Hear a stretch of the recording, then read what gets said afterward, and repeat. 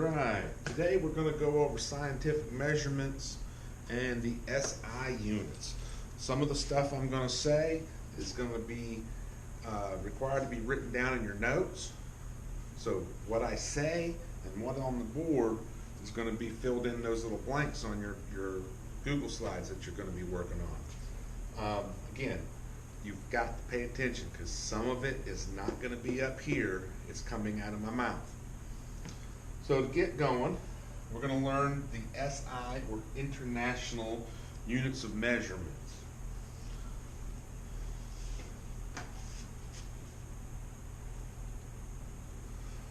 SI, Système International. Again, that is Système International, which is French. The language of the science at the time was French. It's back in the early 1700s. And as time progressed, it became English. Before French, it was Latin. And then before that, it was Greek. So some of the scientific terms that we use come from all different languages. But the Système International, or SI units, is the international system that we're going to use for science.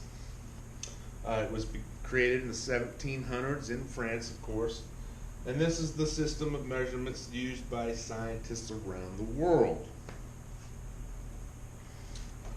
So what this does is it gives everyone in the world the ability to communicate their results and their experiments and everything else about what they're trying to present using the same exact kind of measurement language. The reason why? Because every parts of the world have their own different measurement systems. For example, good old King George, the greedy guy who wanted to charge us 3% taxes, and we revolted and became America. He told his builders, I want you to build me a castle, and I want it to be 15 foot tall for each of the different levels. Well, the builders are like, 15 foot, how big is a foot? The king goes, 1 foot. So that's the origins of the foot, which we actually use. And of course, the foot is broke down into 12 inches, and the inches are broken down into 16ths. So right there we have some really crazy, bizarre measurements. The SI system lets scientists all over the world use the same measurements, even if they don't speak the same language. A kilometer in the United States is a kilometer in England, is a kilometer in Saudi Arabia, is a kilometer in the Congo. It doesn't matter. They're the same measurement. So that helped. Many of the systems that we've used are based on body parts. The foot was one of the biggest ones. Grains of sand, stones in Scotland. Hey, look at the size of the guy. Why, he must be 60 stone. Crazy. Because there were so many different units, it created problems in sharing the ideas. And so that's why we have it. The foot, just like it says here, the king's foot, King George's foot, may have been a lot bigger than the next king. So when the king said, I want to build this castle 15 foot tall, and his turned out shorter, of course the builders lost their heads, but it wasn't the builder's fault, it was the king's fault. Alright, the SI system, or the metric system as it's also called, is a base 10 system. This means that every increment is a multiple of 10. It makes it really easy to convert. So if you're trying to go from a really large value, you can use the different prefixes that mean certain things. For example, kilometer means 1,000 meters. That's a bit part of the base 10 system. If you're going smaller, you're going to divide by 10. If you're getting bigger, you're going to multiply by 10. It also eliminates fractions, especially like the American fractions. 1/16 of an inch, there's 12 inches in a foot, there's 3 foot in a yard. Crazy. And we Americans, you know, the arrogant people we are the only ones that use that crazy system. Alright, so the SI, the metric, base 10, as you can see, well, it may be a little blurry, but it's a huge system. A iota, not the little green guy that uses the force, but a iota is the largest. It's a factor of 10 with 24 zeros after it. Huge number. And of course, if we go backwards, the smaller we get to a yocto, or a yocto, depending on who says it. And this is a decimal with 24 zeros before the 1. Very small. But this base 10 makes it easy to go up and down in scale. Whenever we're dealing with very large or very small numbers, we can use prefixes. We add prefixes, and a lot of these prefixes come from the Latin and sometimes Greek. So but we do that when they're very large or very small. If we're going to measure the width of a hair, we're not going to use a kilometer because that's a huge amount of space. So here's an example. 1 kilometer is equal to 1,000 meters. Another example, 1 millimeter is equal to 1/1000th of a meter. So very big number, very small number. Some common ones that we'll see is kilo, which means 1,000. Centi, like in centimeters, or cent is 1/100th. And of course, milli is one we use quite a bit, is 1/1000th. And if I'm going too fast, just remember this is a video. You can pause, go back, do what you need. All right, so SI units. We have several different things that we're going to talk about. First is length. Length measures the total distance of an object from one end to another. The units used for length or determine the size of the object being measured. Again, I'm not going to measure the distance from here to Raleigh using millimeters. That would be insane. I'm going to use kilometers. Much easier way to measure it. Likewise, I'm not going to use a meter stick to measure the size of a cell wall. The larger the object, the larger the units we use, the smaller the object, the smaller the prefix that we're going to use. Now, one thing about length, it can be a negative number because there's no such thing as going, if you go backwards, you're still moving away from a starting point, so it's still a positive value. So it's impossible for length to be measured in a negative value. Common SI units, our base is meter. Kilometer, of course, that's 1,000 meters. We'll use that when measuring long distances.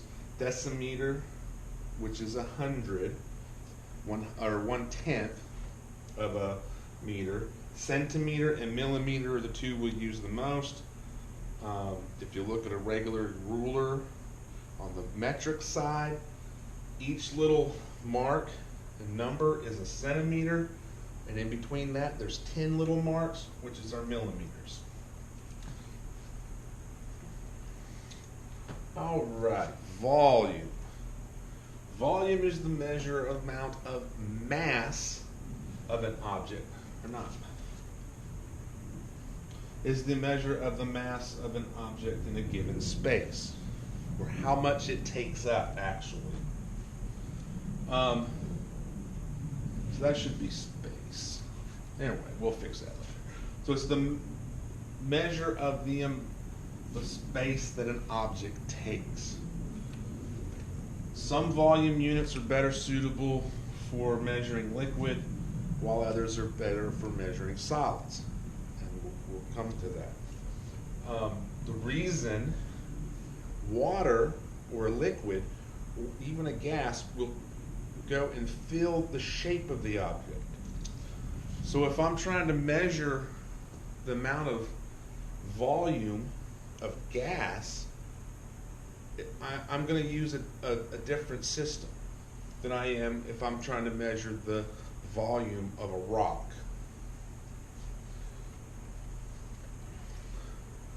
So when we talk about volumes, we have cubic meters, cubic centimeters. Now these are both examples of what we're going to use for a solid. We're going to use the cubic meters because we can take and measure a block, width times length. Liquids, we can't really just put a ruler on a gas. We have to pump it into something. So that's why we're going to use liter for liquids and gases, or milliliter if it's a small amount.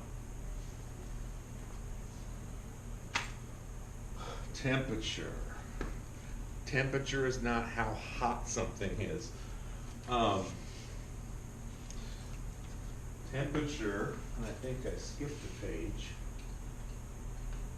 Nope. Temperature is the average measurement of kinetic energy in an object. Temperature is the average measurement of kinetic energy. So when something moves, it's creating heat.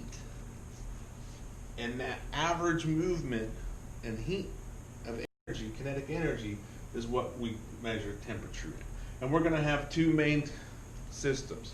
We're going to have the Kelvin, which is the true or the absolute system. It begins at 0, and that's as cold as it gets. And the other system we will use is Celsius, degrees Celsius.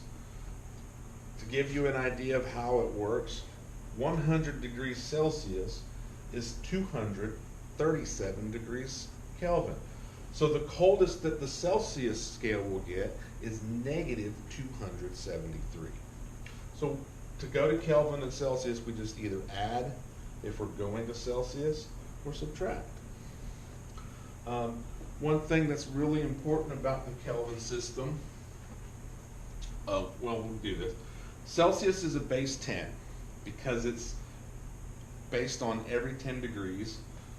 It's designed to begin at 0 degrees Celsius is when water will freeze, and at 100 degrees Celsius is when water boils.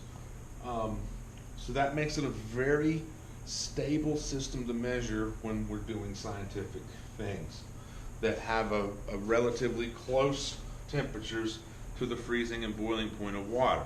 Now, when we go way up in temperature or way down in temperature, the Kelvin system is much better. Because the Celsius is known as the base 10, it is also called the centigrade because the 100 degrees of boiling water. Centi meaning 100, grade, of course, meaning scale, or 100-point scale.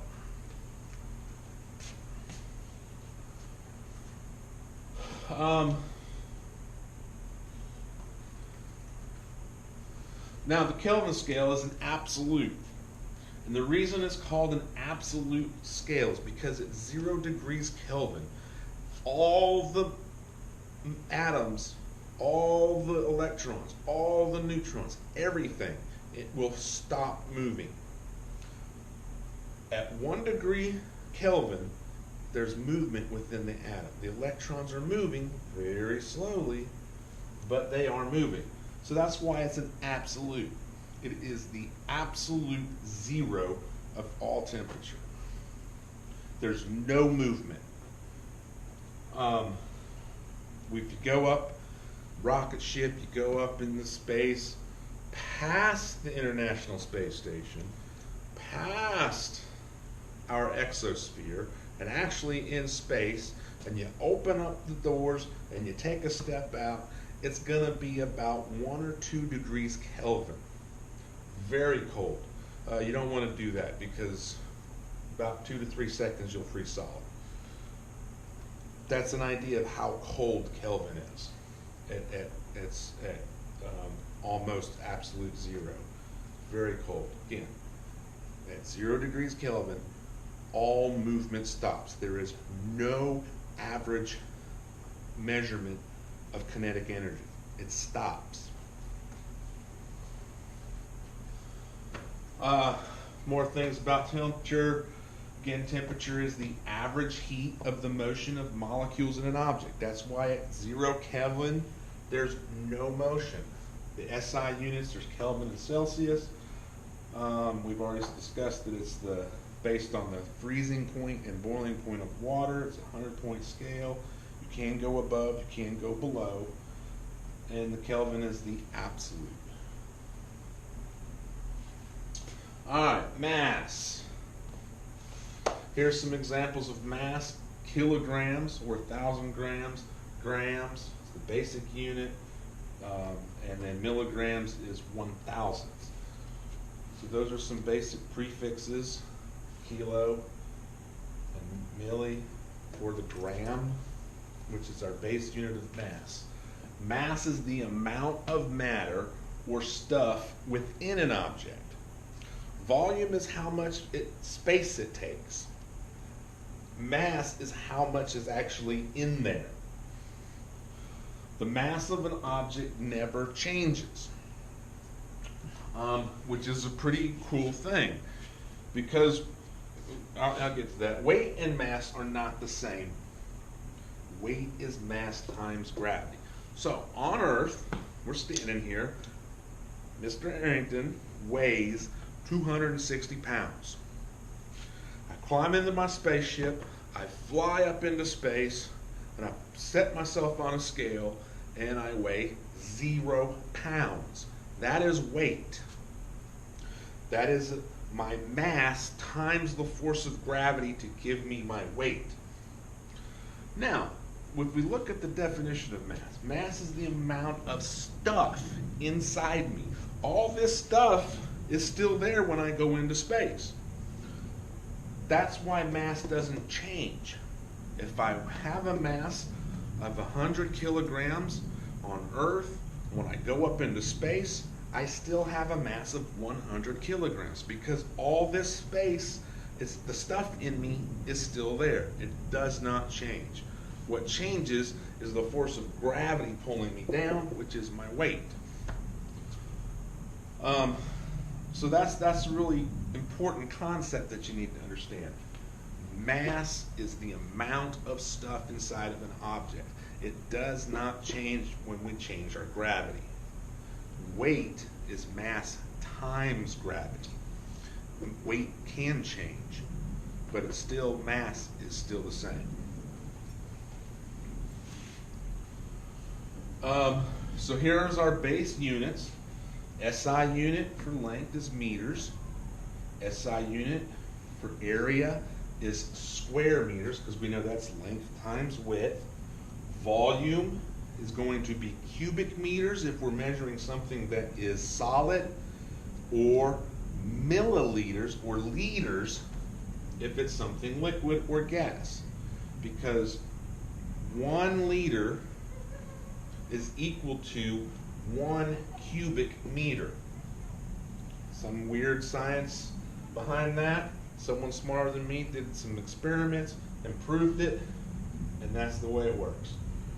SI units for mass is going to be kilograms. Mass is one of the few that has a prefix in its base. When we start dealing with physics, it's going to play a big role in all of our units of physics, but we won't get to that until the 4th quarter. The SI unit of a liquid is liters. Again, volume is going to be solid is cubic meters.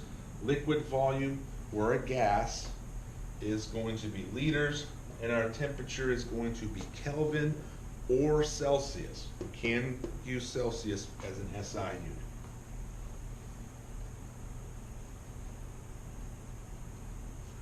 unit. And that is measurement done quick. I hope you enjoyed Remember, you can go back, replay. If you didn't get something, you control the play on this. You can go back and watch it over and over and over again. But until then, I'll see you online.